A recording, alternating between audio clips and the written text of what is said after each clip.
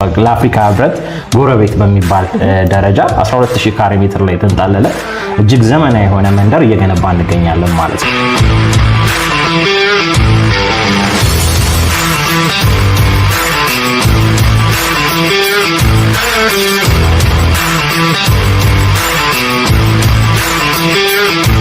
የንግድ ቤቶችንና እንዲሁም ተጨማሪ ሬዚደንሻል ወይም ደግሞ የመኖሪያ ቤቶችን ኢንክሉድ ያደረገ አፓርትመንቶችን እየገነባ እንገኛለን ማለት በተሻለ ከዚህ በፊት ስንሰጭባቸው ከነበሩ ዋጋዎች በጣም የተሻለ አማራጮችን በንግድ ሱቆችና እንዲሁም በመኖሪያ ቤቶች አማራጭ ይዘን መተናል ማለት ነው። የመኖሪያ አፓርትመንቶቻችን ላይ የሚኖሩ ነዋሪዎቻችን ስንሸጥላቸው ጣራና ግድግዳ ብቻ አይደለም እየሸጥን ያለው እንግዲህ በጣም ሰፊ የሆነ መገልገያዎችን ኢንክሉድ አድርገን ሩፍቶፖቻችን ላይ እንግዲህ የመሮጫ ትራክ፣ ጂሞችን፣ የመዋኛ ገንዳ እንግዲህ በሪል ስቴት ታሪክ የመጀመሪያዎቹን የሚያደርገን እንደውም በእርግጠኝነት አለ ብዬ አላስብም። የአዳልትና ቻይልድ ብለን ለብቻ የመዋኛ ገንዳ አዘጋጅተናል። ከዛ ውጪ ሰፊ የሆነ ባስኬት ኮርትና ፉትቦል ኮርት ይኖረናል። እዚሁ አፓርትመንቶቻችን ላይ ማለት ነው። ዴኬሮች፣ የልጆች መጫወቻ ስፍራዎች ለየብቻ ማለት ነው። እንዲሁም ደግሞ አዋቂዎች ወጣ ብለው መጽሐፍ ማንበብ ቢፈልጉ መናፈስ ቢፈልጉ ጀስት ግሪን ኤሪያዎችን አዘጋጅተናል ማለት ነው።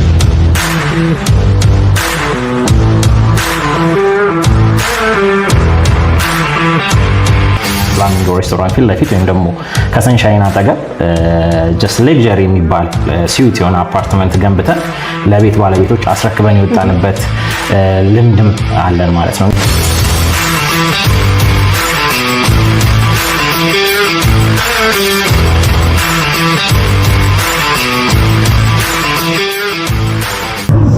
ሰላም ውድ የማዕዘን ሊስቲንግ ቤተሰቦቻችን እንዴት ናችሁ? እንግዲህ በዛሬው ቪዲዮ ይዘን የመጣ ነው ከአፍሪካ ህብረት ጎረቤት በሚባል ቅርብ ርቀት የሚገኘው ወደ አባይ ሆምስ ነው። እንግዲህ ጎራ ብለን ያለ ነው አዲስ ነገር ይዘን መተናል ብለዋል። እስቲ ውስጥ እንግባና ያለውን ነገር እናያለን። አብራችሁን ቆዩ።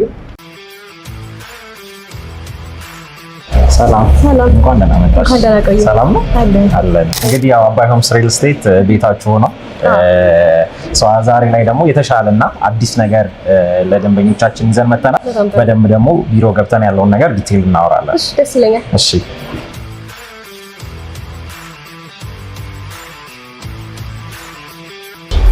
ዋክስ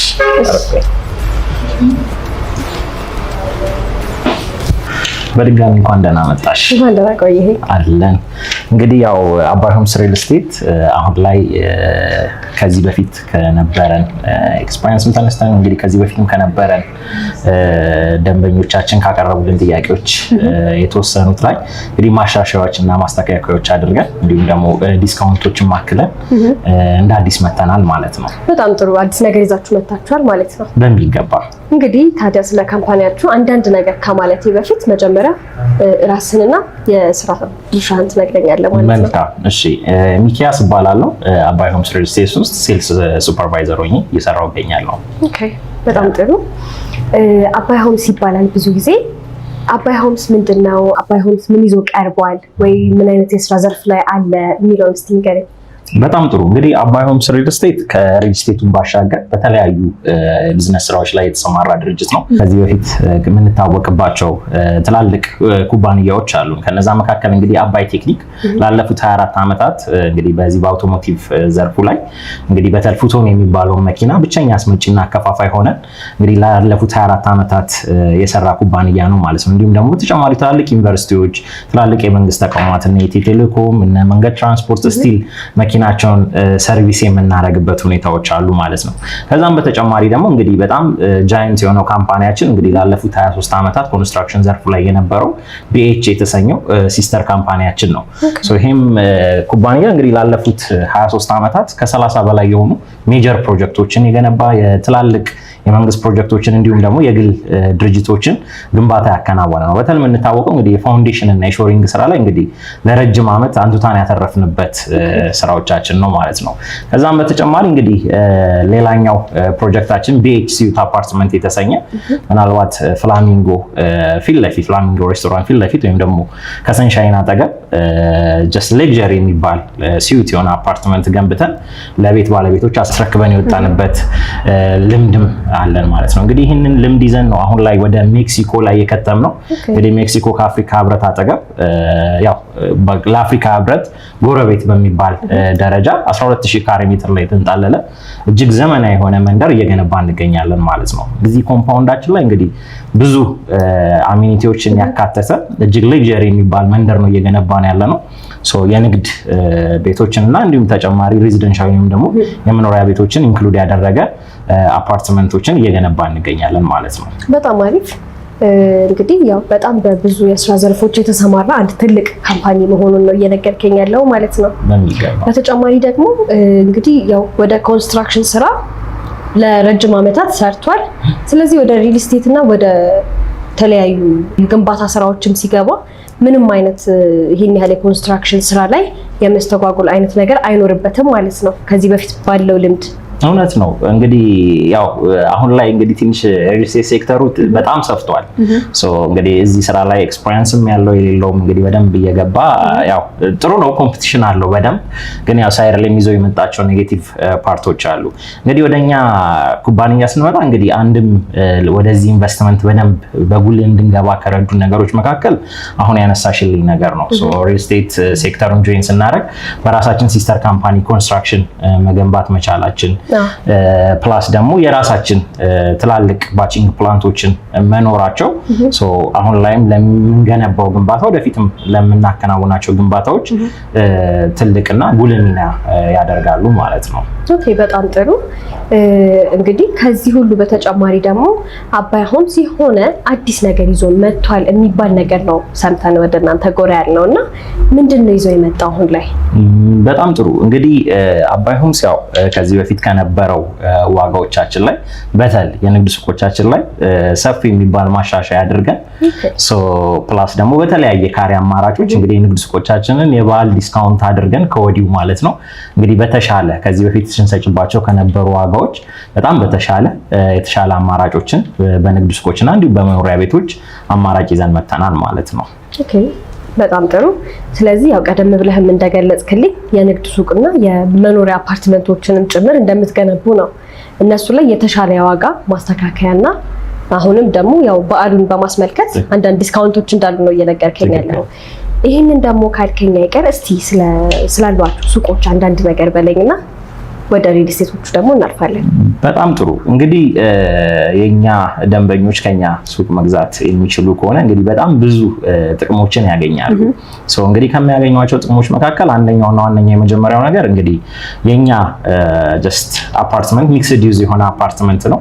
እንግዲህ በነዋሪ ደረጃ እንኳን እዚህ እኛ አፓርትመንት ውስጥ እንግዲህ ከ500 በላይ የሚሆኑ መኖሪያ ቤቶች ይኖራሉ። በነፍስ ወከፍ እንኳን እያንዳንዱ ቤት ላይ አቨሬጅ 3 ሰው ይኖር ቢባል እንግዲህ ከ1500 በላይ ነዋሪ የሚኖርበት አንድ ራሱን የቻለ እንግዲህ ደንበኛ የሚኖርበት አፓርትመንት ነው ማለት ነው። እንግዲህ የንግድ ሱቆቹ ይህንንም አገልግሎት ያገኛሉ። ያ ማለት በአጭሩ እንግዲህ ሱቅ ስንሸጥላቸው አብሮን ከደንበኛ ጋር የሚያገኙበት ሁኔታ ይኖራል ማለት ነው። ሌላው እና ቆንጆ ነገሩ ምንድነው? የኛ ሱቆች ሞል ስታንዳርድ ነው እየተገነቡ ያሉት። ያ ማለት በሞል ስታንዳርድ ማለት እንግዲህ ሁሉም ሱቆቻችን በበቂ ሁኔታ ደንበኞች አክሰስ እንዲያደርጓቸውና በበቂ ሁኔታ ለደንበኞች እይታ እንዲኖራቸው አድርገን የሰራ ነው።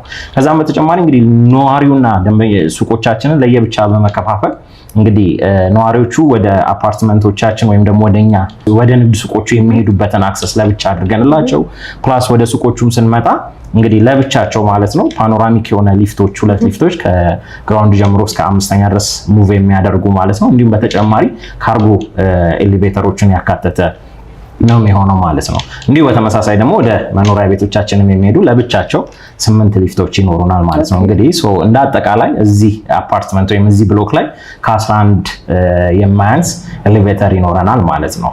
ይሄ ነገር እንግዲህ ያው ተመራጭ ያደርገናል። በተጨማሪም ደግሞ እንግዲህ የንግድ ሱቆቻችን መነሻ ካሬ ከ16 ካሬ ጀምሮ ነው የሚሆነው።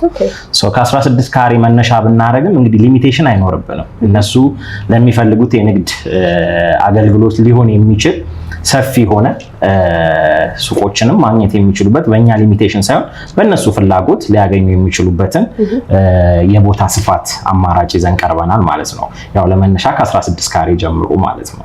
ኦኬ፣ በጣም ጥሩ። ስለዚህ ከ16 ካሬ ጀምሮ እንደየሰው ፍላጎት በተለያየ ካሬ አማራጭ ይዛችሁ ቀርባችኋል ማለት ነው። በትክክል በጣም ጥሩ። ቀደም ብለን እንደነገርከኝ 11 ሊፍቶች እንዳሉ ሜንሽን አድርገሃል። ይሄ ማለት ለሱቅ ተጠቃሚና ለነዋሪ የተለያዩ ሊፍቶች ናቸው ወይስ ሼር ያደርጋሉ ነው? ቅድም መነሻዬ ላይ እንዳልኩሽ እንግዲህ እነዚህ 11 ሊፍቶች ለየብቻ ነው የሚሆነው ማለት ነው። የሬዚደንሻል ወይም ደግሞ የመኖሪያዎቹ ለብቻ 8ቱን ኤሌቬተሮች አክሰስ ያደርጋሉ። የቀሩት 3ቱን ሊፍቶች ደግሞ እንደዚሁ የሱቅ ተጠቃሚዎቻችን አክሰስ ያደርጋሉ ማለት ነው። በዚህም ብቻ አላበቃንም። ሊፍቶቻችንን ስንከፋፍል እንግዲህ ለየብቻ ስናደርግ የእቃና የሰውንም እንደዚህ ወይም ደግሞ ካርጎና ፓሴንጀር ኤሌቬተር ብለን ከፋፍለን በዚህ መልኩ ነው አክሰስ እንዲያደርጉት ያዘጋጀንላቸው ማለት ነው። ኦኬ በጣም ጥሩ። ስለዚህ አንድ ደንበኛ ከእናንተ ወይም ከአባይ ሆምስ የሱቅ ባለቤት ሆነ ካለ ምን አይነት ጥቅሞችን ያገኛል? በጣም ጥሩ። እንግዲህ ከኛ የሱቅ ባለቤት መሆን ሲችል ማለት ነው ደንበኞቻችን እንግዲህ የመጀመሪያውና ዋነኛው ነገር እንግዲህ አሁን ከተማው ላይም ብዙ ሰው እየተማረረበት ያለው ነገር አንደኛው የፓርኪንግ ኢሹ ነው። ከፓርኪንግ ኢሹ አንፃር እንግዲህ የኛ ኮምፓውንድ ውስጥ እንግዲህ ከ1300 መኪና ማቆሚያ ከ1300 በላይ መኪና ማቆሚያ ቦታዎች ይኖሩናል። እንግዲህ እዚህ ላይ ያው ከዘመኑ ጋር ማብረን መሄድ ስላለብን ኢቪ ካሮችን ቻርጅ ማድረጊያ የሚሆን ለብቻው ስቴሽንም እንግዲህ እዚሁ ፓርኪንግ ብሎካችን ላይ መገኘቱ እንግዲህ ለየት ያደርገናል ብለን እናስባለን።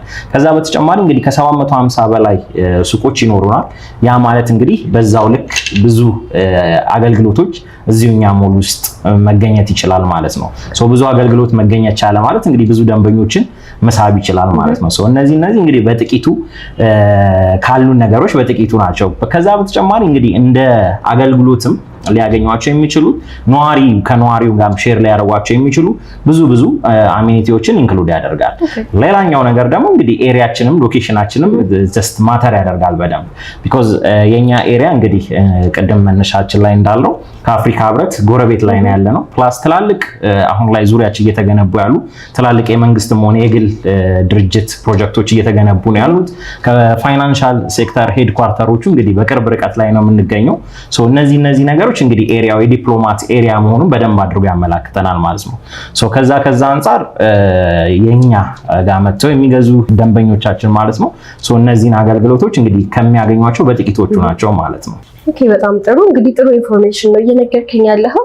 የሱቆቹን ይህን ያህል ካለማይቀር ደግሞ እስቲ ወደ መኖሪያ ቤቶቹ እናልፋለን። መኖሪያ ቤቶቹ ምን አሚኒቲዎችን አጠቃለዋል? ከዛ ደግሞ ያላቸው የካሬ አማራጭ ምን ይመስላል የሚለውን ነገር ትነግረኛለህ? በጣም ጥሩ። እንግዲህ ያው ቅድም መነሻችን ላይ ሚክስድ ዩዝ የሆነ አፓርትመንት ነው ብለን ተነስተናል። እንግዲህ እዚህ ኮምፓውንድ አፓርትመንታችን ውስጥ ስንገባ የነዋሪዎችም ወይም ደግሞ ሬዚደንሻል ብለን የምንጠራቸው ስፔሶች ይኖሩናል ማለት ነው።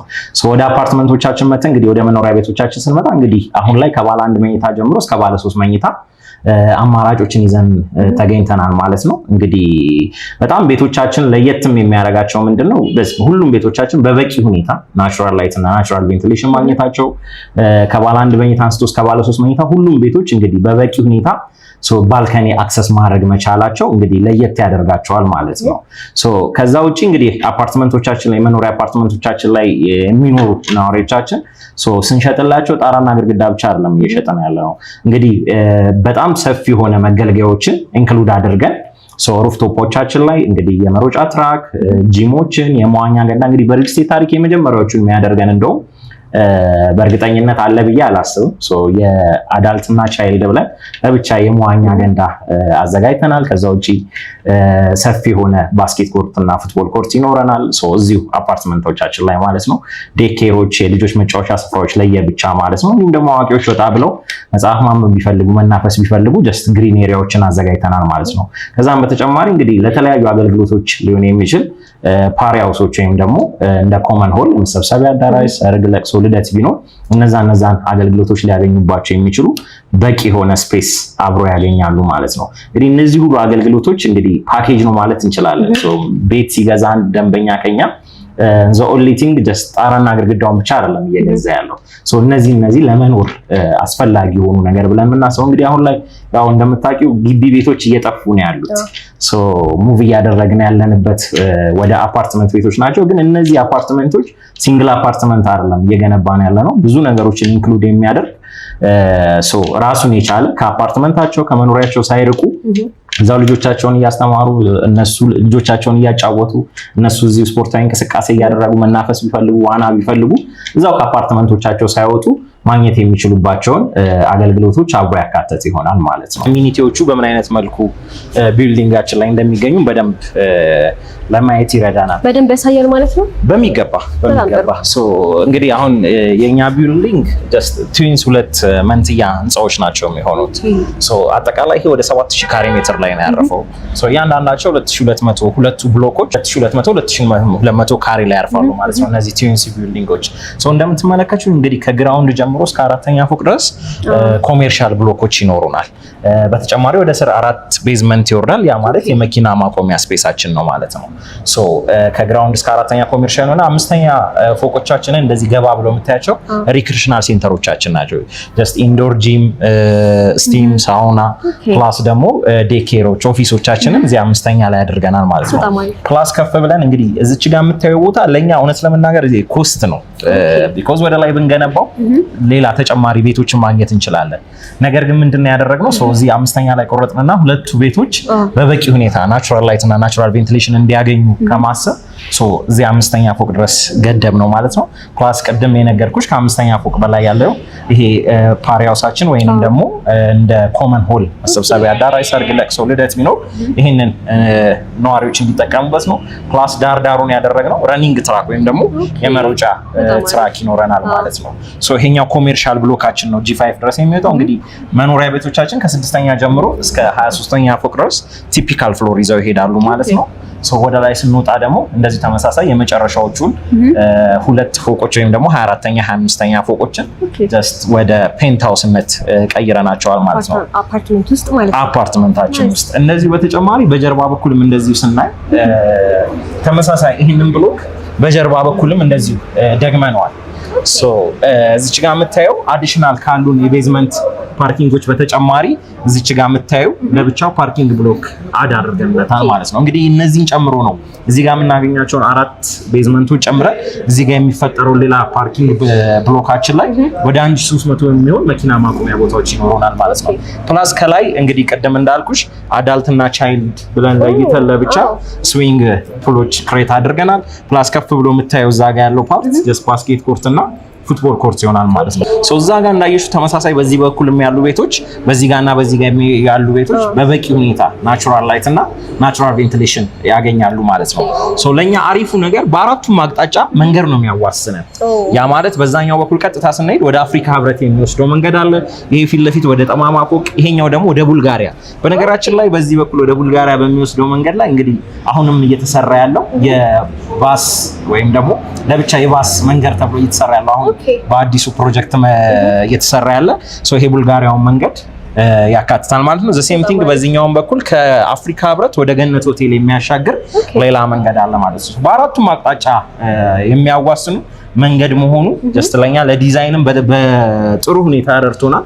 ፕላስ ሁሉም ቤቶቻችን እንግዲህ ምንም አይነት ፊቸር ላይም ብሎክ ሊያደርጋቸው የሚችል ነገር አይኖርም ማለት ነው። በአራቱም አቅጣጫ ናቹራል ላይት፣ ናቹራል ቬንቲሌሽን ሁሉም ቤቶቻችን በበቂ ሁኔታ አክሰስ ያደርጋሉ ማለት ነው። ስለዚህ አንዱ ተገንብቶ አንዱ የመከለል አይነት ፕሮባቢሊቲ የለውም፣ ፈጽሞ የለውም። እንደምትመለከቱት ነው አክቹአሊ እንደ ገንቢ ስታዩ ለኛ ኮስት ነው፣ ግን ደግሞ እዚህ ላይ ቀደም ብዬሻለሁ ከጣራና ግድግዳ ውጭ ያለውን ነገር ነው የምንሸጠው ስንልሽ ቤቶቻቸው እንዳለ እዚህ ጋር የሚያገኙትን አሚኒቲ እዚህ ጋር የሚያገኙትን አገልግሎቶች እንግዲህ ከዚሁ ከአፓርትመንታቸው ላይ ሳይወጡ ሙሉ ነገርን እዚህ ላይ ማግኘት የሚችሉበት ሁኔታ አለ ማለት ነው። በጣም አሪፍ። ወደ ቀጣዩ ቻፕተራችን ስንገባ ስለ ሱቁም አንዳንድ ነገር ብለኸኛል፣ ስለ መኖሪያ ቤቶችም አንዳንድ ነገር ብለኸኛል። ይህን ሁሉ ነገር ሰምቼ እንግዲህ የመኖሪያ ቤቱ ወይም የሱቁ ባለቤት መሆን የሚፈልግ ሰው ይኖራል። ታዲያ ለዚህ ሰው የአከፋፈል ሁኔታ ምን ይመስላል የሚለውን ነገር እስቲ ንገረኝ። በጣም ጥሩ። እንግዲህ ሌላኛው አትራክት የሚያደርገው ነገራችን እንግዲህ ዋጋችንና አከፋፈላችን ላይ ነው። ወደ ንግድ ሱቆቻችን ስንመጣ እንግዲህ ቀደም እንዳልነው ከ16 ካሬ ጀምሮ አማራጭ ይኖረናል።